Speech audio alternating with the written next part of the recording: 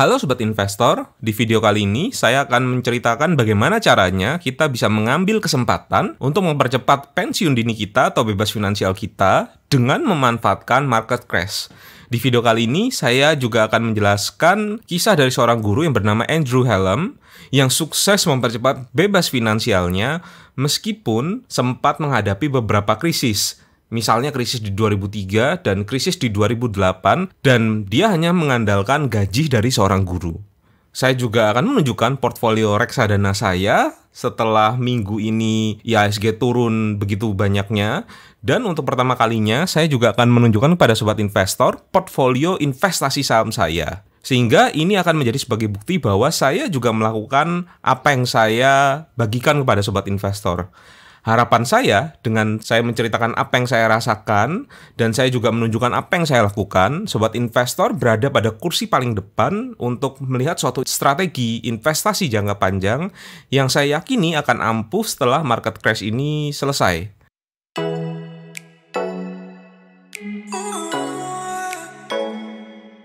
Sobat investor, berjumpa lagi di episode terbaru Dodi Bicara Investasi.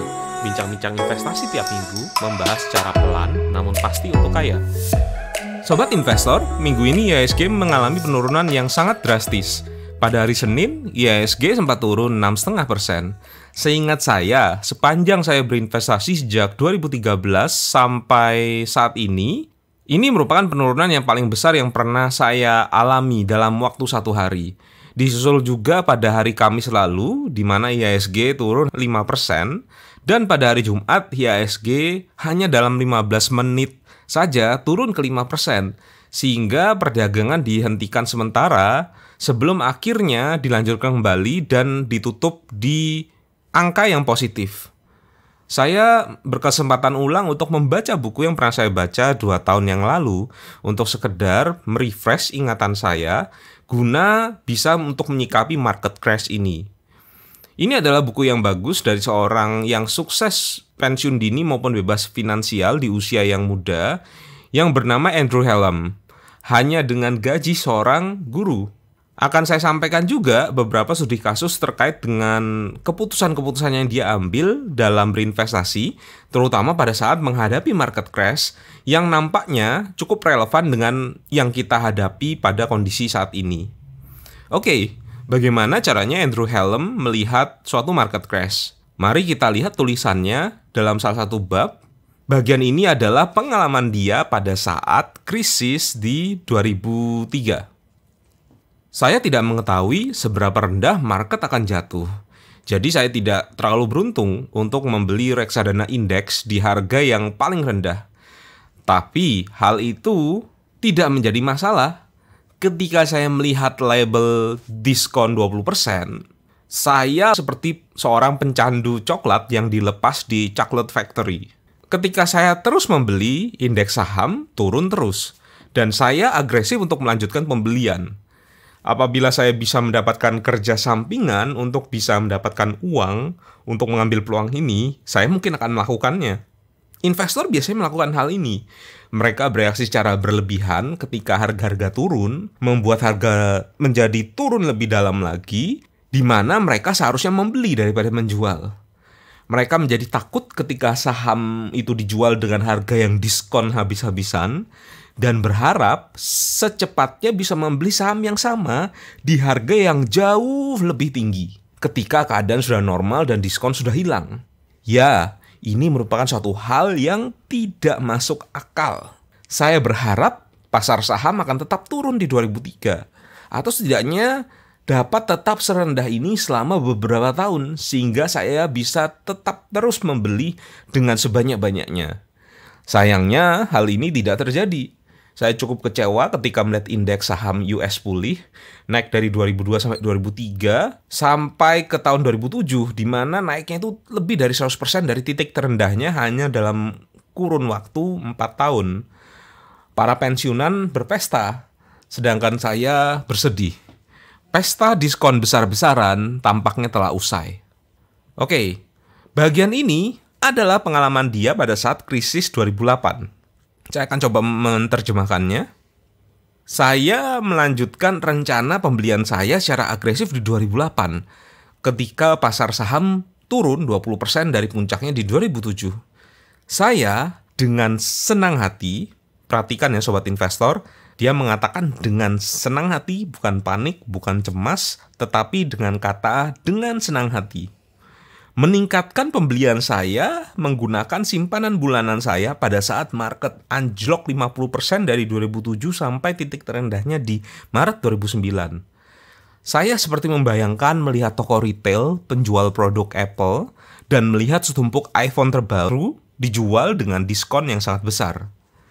Saham dijual dengan diskon 50% dan tidak ada yang berani antri untuk membelinya. Sekali lagi, apakah perlambatan ekonomi di 2008 sampai 2009 ini menelan laba dari perusahaan-perusahaan di US? Tentunya beberapa dari mereka akan kehilangan uang atau kehilangan profitnya mereka, tapi tidak semua. Apabila harga saham turun 50%, bisa dipahami dan dinalar apabila ternyata labanya juga turun 50%. Dan nyatanya tidak terjadi seperti demikian ya. Seperti biasa, di pasar saham, fear and greed, ketakutan dan kerakusan itu dapat menghasilkan harga-harga yang irasional.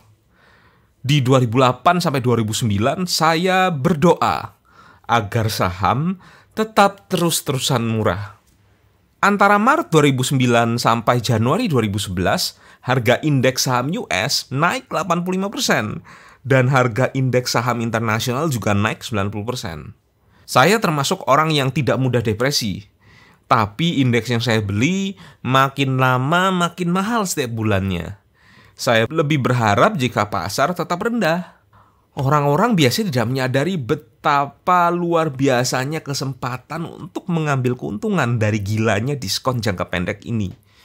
Dengan berbagai macam pemberitaan di media massa dan persebaran melalui internet yang seolah mengatakan bahwa perekonomian akan hancur lebur, kita memiliki resep untuk terjadinya suatu volatilitas atau naik turun harga saham yang luar biasa selama 1 dekade terakhir. Oke, saya juga akan menceritakan pandangan Andrew tentang market timing. It's not timing the market that matters, it's time in the market. Ada beberapa orang pintar dan orang yang tidak terlalu pintar yang bisa berpikir bahwa mereka bisa masuk dan keluar dari pasar saham pada momen-momen yang dirasa menguntungkan. Sepertinya kelihatannya simple. Masuk sebelum pasar naik dan keluar sebelum pasar turun. Ini kita namakan dengan market timing. Dan kebanyakan dari financial advisors memiliki peluang untuk mengalahkan Roger Federer, petenis terbaik sepanjang masa di dalam sebuah pertandingan tenis, daripada secara efektif bisa menerapkan market timing pada akun saham dari investornya. Nah, seorang yang bernama John Bogle, pendiri dari Vanguard, reksadana indeks terbesar di US, mengatakan hal ini terkait dengan market timing. Setelah hampir 50 tahun berada di bisnis ini, saya tidak tahu seseorang yang bisa melakukan market timing ini secara sukses dan konsisten. Dan saya juga tidak tahu siapa yang tahu orang yang bisa melakukan hal ini secara sukses dan juga konsisten. Kesimpulannya dari apa yang kita lihat dari tulisan Andrew, yang pertama adalah Andrew Hallam bisa mempercepat kebebasan finansialnya atau pensiun dininya dengan cara memanfaatkan beberapa market crash yang terjadi sepanjang kehidupannya. Yang kedua, dia dengan sangat agresif membeli index fund, atau kita juga bisa ganti dengan saham-saham blue chip pada saat terjadinya market crash. Contohnya adalah di tahun 2003 dan 2008. Bahkan dia mengatakan bahwa kalau dia punya uang lebih, dia akan berusaha untuk mencari itu dan dia akan masukkan terus-menerus secara agresif. Seringkali yang terjadi adalah ketika dia beli di harga tertentu, keesokan harinya atau beberapa periode setelahnya harganya akan turun kembali. Tetapi dia tetap konsisten membeli. Bahkan dia sempat cerita bahwa dia tidak sempat membeli di harga yang paling rendah. Yang ketiga, dia bahkan berdoa, semoga diskon ini tidak berakhir. Kalau bisa terjadi bertahun-tahun. Ini adalah mindset seorang investor ya, seorang pembeli ya. dia akan tampak kecewa ketika harga indeks saham itu naik. Kenapa? Karena sell-nya itu akan hilang. Tidak bisa lagi belanja di harga yang lebih murah. Quote-nya yang menarik adalah, kalau seandainya barang Apple sale 50% diskon ya, pasti akan banyak orang-orang ramai untuk membuat antrian. Namun apabila market turun 50%, orang-orang akan ramai ketakutan. Ini tidak make sense sama sekali. Dan yang kelima, dia bukan penganut aliran market timing. Karena market timing ini merupakan game yang susah dimenangi, dan dia juga mencontohkan ucapan dari John Bogle ya, di mana John Bogle tidak pernah bertemu orang yang secara sukses bisa menerapkan market timing dengan konsisten. Oke, sekarang saya akan coba membuka portfolio reksadana saya. Saya akan tunjukkan apa yang saya lakukan ketika terjadi market crash, terutama pada minggu ini. Nah, seperti yang sobat investor lihat, pasti saya sekarang lagi minus. Saya minusnya itu sekitar 12,36%. Jadi total investasi saya itu adalah 320 juta. Dan sekarang investasi saya itu turun sekitar hampir 40 juta di angka 281 juta. Penurunan tertinggi itu ada di dana reksa indeks syariah sebesar 16,4% ya. Average IDX 30 saya turun sebesar 12,79%, sedangkan RHB Sri Kehati itu turun 8,24%. Perhatikan di sini nomor 5 dan nomor 6 ini saya tidak asumsikan sebagai dana pensiun ya, karena ini adalah reksadana pasar uang dan nantinya akan saya tarik sewaktu-waktu. Saya juga memasukkan satu produk reksadana lagi, yaitu Insight Sri Kehati. Ini shout out kepada salah satu subscriber saya yang sempat mention bahwa ada reksadana indeks Sri Kehati lain yang memiliki performa yang lebih bagus dibandingkan dengan RHB. Saya sendiri kurang terlalu perhatian karena pada 1-2 tahun terakhir saya berfokus pada reksadana Afris IDX 30.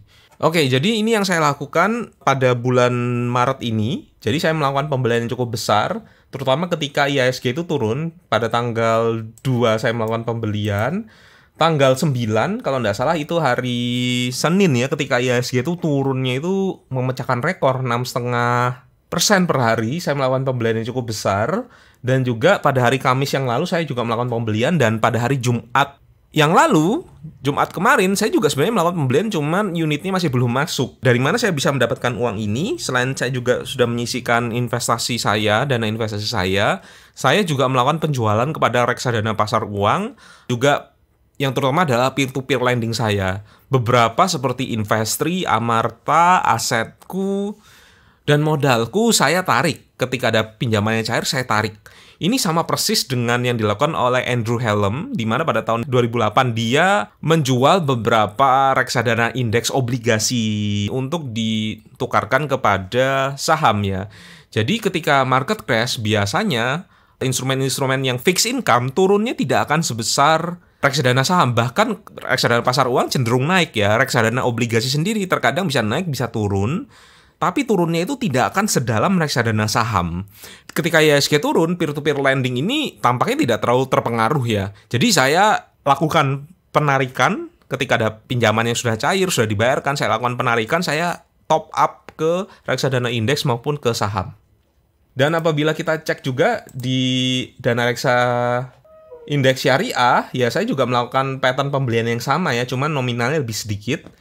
Kemudian untuk Insight Sri Kehati sendiri, saya juga melakukan pembelian pada tanggal 9 dan juga tanggal 12 ya. Oke, apa yang bisa kita simpulkan di sini apabila kita membeli misalnya Afris IDX 30, apabila saya mempunyai uang 10 juta dan saya membeli Afris IDX 30 dengan NAB per unit 1000, saya hanya bisa mendapatkan 10.000 unit. Tetapi ketika pada harga sekarang Afris IDX 30 dijual di 759, yang terjadi adalah saya bisa mendapatkan jumlah unit yang lebih banyak. Saya bisa mendapatkan 13.175 unit daripada yang sebelumnya itu hanya 10.000 unit saja. Mindset inilah yang kita harus tanamkan. Ketika harga market turun, mindset kita adalah kita bisa membeli lebih banyak. Sebelumnya itu hanya 10.000 unit. Ketika turun, kita bisa membeli 13.000 unit. Dengan uang 10.000, sobat investor membeli mie instan, misalnya harga normalnya 2.500. Sobat investor bisa membeli 4 buah mie instan. Bayangkan apabila mie instan itu turun di harga 1.500. Apakah sobat investor yang sudah menyetok mie instan 2.500 itu akan segera cepat-cepat menjual mie instannya yang sudah dibeli sebelumnya di harga 2.500? Tentu tidak. Apabila sobat investor punya uang dan memang merasa akan mengkonsumsi mie instan ini, maka sobat investor akan beli lagi. Ketika besok turun dari 1.500 ke angka 1.000, ya tambah beli lagi kalau ada uang. Bukan malah yang sebelum-sebelumnya yang di stok itu sobat investor jual. Nah, ini yang saya ingin tekankan ya. Jadi saya tidak akan berfokus pada minusnya uang saya, tapi saya akan berfokus kepada dijual dengan harga lebih murah. Kalau ada dana saya beli, ketika turun lagi ya udah, memang kita tidak bisa market timing, menebak-nebak market. Ketika saya akan punya dana lagi, saya akan investasi lagi. Itu yang saya pelajari dari Andrew Hallam, dan ketika market crash ini adalah kesempatan besar saya bisa mempraktekkan apa yang sudah selama ini saya baca. 2 tahun yang lalu ketika saya membaca buku The Millionaire Teacher, saya tidak bisa relate karena pada waktu itu IHSG sedang naik. Tapi ketika sekarang ini IHSG turun, barulah saya bisa merasakan apa yang Andrew Hallam rasakan. Oke, mari kita coba lihat juga di Bibit. Sobat investor, saya akan menunjukkan portfolio saya di Bibit. Di Bibit saya juga returnnya juga minus. Bibit ini sendiri memiliki dana tabungan dan dana pensiunnya. Jadi untuk dana tabungan ini kita bisa memilih reksadana mana saja yang kita akan tempati. Pada dana tabungan saya memilih 4 jenis reksadana, yaitu reksadana indeks syariah yang diwakili oleh dana reksa indeks syariah, juga ada reksadana saham yang diwakili oleh Africe IDX 30, ada reksadana pasar uang, dan ada reksadana obligasi. Nah, apabila sobat investor lihat satu persatu, dana reksa indeks syariah saya minusnya 16,05%, Africe IDX 30 minusnya 14,17%, dan Sukor Invest Syariah Money Market Fund plus 1,49%, ya karena memang dia ini adalah reksadana pasar uang ya. Kemudian ABF Indonesia Bond Index Fund ini minus 0,06%. Mari kita coba lihat dana pensiun. Nah, investasi di dana pensiun ini itu diatur oleh robo-advisor, di mana kita akan mengeset profil kita. Jadi profil kita ini kita bisa set sesuai dengan toleransi resiko kita. Saya memiliki portfolio agresif di mana 70% itu disarankan untuk ditempatkan di saham, 20% di obligasi, dan 10% di pasar uang. Dan apabila kita lihat di sini ya, turunnya 8,17%, saya minusnya sudah 2,7 juta. Saya melakukan pembelian dana pensiun ya. Bulan Maret ini kita akan cek ya. Jadi dari tanggal 3 Maret saya melakukan pembelian, tanggal 10 Maret saya juga melakukan pembelian, dan tanggal 12 Maret saya juga melakukan pembelian. Ini membuktikan bahwa ketika harga turun, saya juga tetap melakukan pembelian di reksadana yang ada di iPod Fund, yang tadi saya sudah tunjukkan sebelumnya, maupun di Bibit. Sekarang mari kita coba lihat portfolio dari saham saya. Oke, sekarang saya akan coba menunjukkan portfolio saham saya. Ini adalah pertama kalinya saya membagikan portfolio saham saya secara total kepada sobat investor. Saya akan menunjukkan bahwa saya juga melakukan apa yang saya omongkan ya. Di sisi yang lain, saya juga ingin menunjukkan pada sobat investor bahwa investasi di saham itu ada resiko yang memang kita harus hadapi, dan saya hendak meminta sobat investor agar sobat investor paham bahwa ini bukan merupakan rekomendasi investasi. Keputusan investasi mulai dari membeli reksadana, membeli obligasi, membeli saham itu adalah keputusan investasi yang sobat investor harus pikirkan dan putuskan, karena itu adalah uang dari sobat investor sendiri. Pertama kali mari kita akan coba lihat di trade list kita. Jadi tanggal 9 Maret ini merupakan saat di mana IHSG itu turun sampai 6,5%.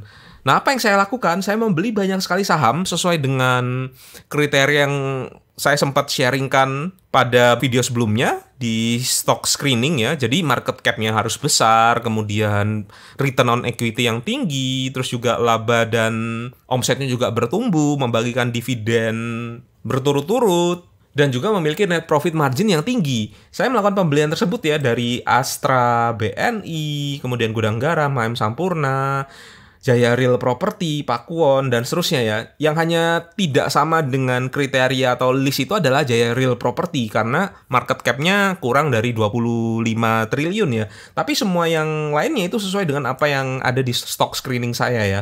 Kemudian kita coba lihat lagi di tanggal 10, kita coba cek. pada tanggal 10 apa yang saya lakukan? Ya beberapa saham masih ada yang turun, saya lakukan pembelian lagi ya. Misalnya contoh BNI di 5.600, kemudian saya membeli Jaya Real Property, saham yang second liner, kemudian saya membeli Kalbe juga, Pakuwon, Total Bangun Persada, Wika Gedung. Cuman Wika Gedung saya jual di terakhir karena saya menemukan blue chip lain yang turun ya pada saat itu ya, sehingga saya lakukan penjualan. Kemudian pada tanggal 11 ketika ISG juga turun, saya juga terus melakukan pembelian. Misalnya BNI, kemudian Jaya Real Property, Kalbe, Pakuwon, Total, Wika Gedung, dan seterusnya. Jadi apa yang saya lakukan ini, apakah saya stres ketika hari Senin saya melakukan pembelian, kemudian Rabunya pembelian saya itu turun? Ya tidak, ini adalah bayangan saya. Harganya menjadi tambah murah. Ketika saya ada dana, saya akan terus melakukan pembelian ya, selama dana itu adalah dana dingin. Kemudian kita lanjut di tanggal 12, itu merupakan juga penurunannya juga salah satu yang tinggi ya.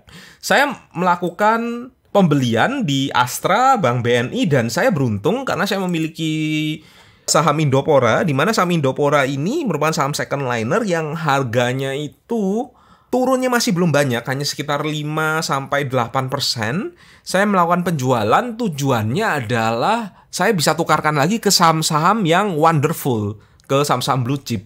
Jadi apa yang saya lakukan, saya membeli Astra pada harga 4.840, saya membeli BNI pada harga 5.075, membeli Gudang Garam pada harga 43.600, dan saya membeli HM Sampurna pada 1.570. Saya juga membeli Jaya Real Property kembali, Kalbe saya beli kembali, Pakuwon, luar biasa sekali ya, Pakuwon ini sempat dijual di harga 374, Total, dan juga Wika Gedung. Dan terakhir pada tanggal 13, ketika market itu di 15 menit pertama terjadi penurunan yang besar-besaran, saya menyempatkan untuk membeli beberapa saham ya. Jadi di sini yang utama yang saya beli adalah tetap blue chip. Meskipun saya membeli saham-saham juga second liner, tapi tetap yang saya beli juga blue chip. Jadi ada Astra di sini. Kemudian saya sempat dapat harga BNI di harga 4.680. Saya juga beli Gudang Garam, saya beli HM Sampurna, saya juga beli Jaya Real Property, Kalbe, Pakuwon, Total, dan Wika Gedung. Mayoritas pembelian saya di 1 minggu terakhir ini adalah saham-saham blue chip seperti yang saya sharingkan ke sobat investor. Nah, sekarang kita akan coba lihat portfolio saya. Ini adalah portfolio saya, sobat investor bisa lihat di sini. Saya juga minusnya sangat banyak sekali ya. Jadi saya juga sendiri di portfolio saya ini minusnya hampir 40%, dan beberapa saham-saham blue chip yang saya beli itu rata-rata sekitar 20% di sini ya. Nah, cuman ada beberapa hal yang saya perlu sampaikan. Jadi portfolio ini ada beberapa saham yang merupakan dosa masa lalu saya. Misalnya contoh Lipo Cikarang. Lipo Cikarang ini sudah minusnya sampai 74,4%. Ini merupakan termasuk dalam kesalahan investasi saya yang saat ini masih belum recover. Namun karena memang ini adalah uang dingin ya, saya tetap biarkan saja. Dan ketika saya cek laporan keuangannya ya juga, saya tidak punya alasan untuk menjual ya. Dan saya juga tidak punya alasan untuk menambah juga. Di sini ketika ada market crash, kita akan fokusnya ke blue chip. Dan beberapa saham-saham second liner itu saya beli sekitar 1 atau 2 tahun yang lalu ketika IHSG itu lagi naik-naiknya ya. Sehingga saya kesusahan untuk menemukan saham-saham blue chip. Dan kita coba fokuskan pembahasan kita kepada saham-saham blue chip ya, dimana saya di sini membeli Astra. Sobat investor bisa lihat Astra saya juga minus 9%. Saya membeli saham BNI saya beli justru jauh sekali di atas ya. Sebelum terjadi crash ini saya memiliki saham BNI di average 6.900. Dan sekarang harga BNI ini turun di sampai 5.200. Apa yang saya lakukan? Apakah saya bersedih? Tidak. Yang saya lakukan adalah saya cukup gembira karena saya bisa membeli saham BNI di harga yang lebih murah. Uang saya yang dulunya membeli BNI hanya bisa dapat sekian lot, sekarang ketika saya mau membeli BNI, saya bisa mendapatkan lot yang lebih banyak lagi, jumlah lembar saham yang lebih banyak lagi. Gudang Garam juga sama, saya start membeli Gudang Garam bahkan di harga 53 ribu ya. Dan sekarang ketika turun, saya tetap lanjutkan pembelian saya. HM Sampurna juga sama. HM Sampurna saya masuknya sekitar di 1.900. Kenapa saya tidak masuk di HM Sampurna, di Astra, dan juga mungkin di BNI ya, ketika harganya itu tinggi pada tahun 2018-2019, karena aliran yang saya anut adalah value investing. Meskipun perusahaan tersebut memiliki kualitas bagus, tapi harganya tidak sesuai, maka itu bukan merupakan investasi yang baik.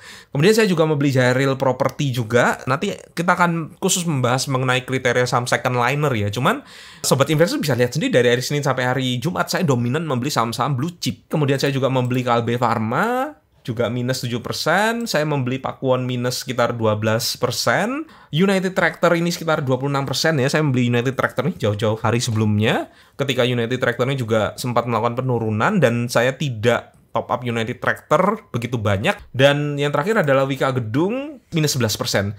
Jadi, apa perasaan saya? Sama seperti Andrew Hallam ketika market turun, itu yang saya rasakan adalah senang sekali karena bisa berkesempatan membeli perusahaan blue chip di harga yang sangat amat murah. Tidak terbersit pun dalam bayangan saya untuk cut loss ataupun keluar dari market ataupun timing the market. Yang saya lakukan adalah ketika ada peer-to-peer lending yang mencairkan dananya, ya saya berusaha untuk segera top up ya ke dalam akun saham. Nah, bagaimana ketika market itu sudah pulih, saham-saham sudah balik ke harga normalnya, ya saya akan coba kurangi investasi saya di saham dan saya akan masuk kembali ke instrumen fixed income ya. Nah, pertanyaan berikutnya, kapan saya harus membeli reksadana indeks, kapan saya harus membeli saham? Ini semua tergantung dari preferensi sobat investor. Yang pertama, apabila sobat investor tidak memiliki dana yang banyak, hanya bisa membeli satu saham saja, satu saham ini sebenarnya rawan terjadi kesalahan analisa ya. Sehingga lebih baik apabila sobat investor membeli reksadana indeks, karena reksadana indeks ini bisa mendapatkan 30 saham sekaligus. Tapi apabila sobat investor misalnya memiliki dana yang banyak dan sobat investor merasa di reksadana indeks tersebut ada beberapa saham yang overvalued, sobat investor merasa market itu tidak efisien, ya sobat investor bisa melakukan pembelian atau menyusun portfolio investasi sendiri. Dua investasi ini saya jalankan bersama-sama karena saya ingin melihat seberapa efektif dari masing-masing strategi ini. So far yang saya rasakan ketika di reksadana indeks ini adalah strategi yang sangat simpel. Ketika turun ya beli saja indeksnya, tidak berpikir panjang. Sedangkan ketika kita membeli saham, aliran saya mencegah saya untuk membeli saham-saham yang masih overvalued. Seperti misalnya Bank BCA. Price to earning ratio-nya, price to book ratio-nya selama 5 tahun terakhir masih lebih rendah apabila dibandingkan dengan price to earning dan price to book ratio saat ini. Nah, ini yang membuat saya tidak bisa membeli BCA. Tapi saya tetap memiliki Bank BCA, Unilever itu di reksadana indeks. Karena ketika saya membeli reksadana indeks, otomatis saya juga membeli 30 saham-saham terbesar, di mana di dalamnya ada Bank BCA dan juga Unilever yang tidak mungkin saya beli dengan prinsip value investing, kecuali harga dari kedua saham tersebut itu turun cukup drastis. Oke sobat investor, sekian dulu penjelasan dari saya. Saya tadi sudah menunjukkan portfolio reksadana dan juga portfolio saham. Tenang saja, semua yang saya tampilkan di sini sudah saya juga masukkan di SPT tahunan saya ya, sehingga saya nothing tulus ketika menunjukkan portfolio investasi ini kepada sobat investor. Dan saya ingin menjadikan channel ini atau video ini merupakan sarana pembelajaran bagi sobat investor. Bagi sobat investor yang memang masih ragu-ragu untuk investasi di saham, masih belum memiliki dana dingin, ya jangan investasi di saham dan di reksadana indeks. Namun sobat investor masih memiliki kesempatan untuk melihat strategi investasi yang saya lakukan, dan nantinya ketika sudah memiliki dana dingin maupun memiliki keberanian atau toleransi risiko yang cukup tinggi, ya sobat investor silakan masuklah ke investasi yang memiliki toleransi risiko yang tinggi. Oke sobat investor, sekian dulu video kali ini. Apabila ada pertanyaan, sobat investor bisa tulis di kolom komentar, dan apabila ada pertanyaan pribadi, sobat investor juga bisa kirimkan melalui email maupun akun Instagram saya. Sampai jumpa di episode selanjutnya. Terima kasih.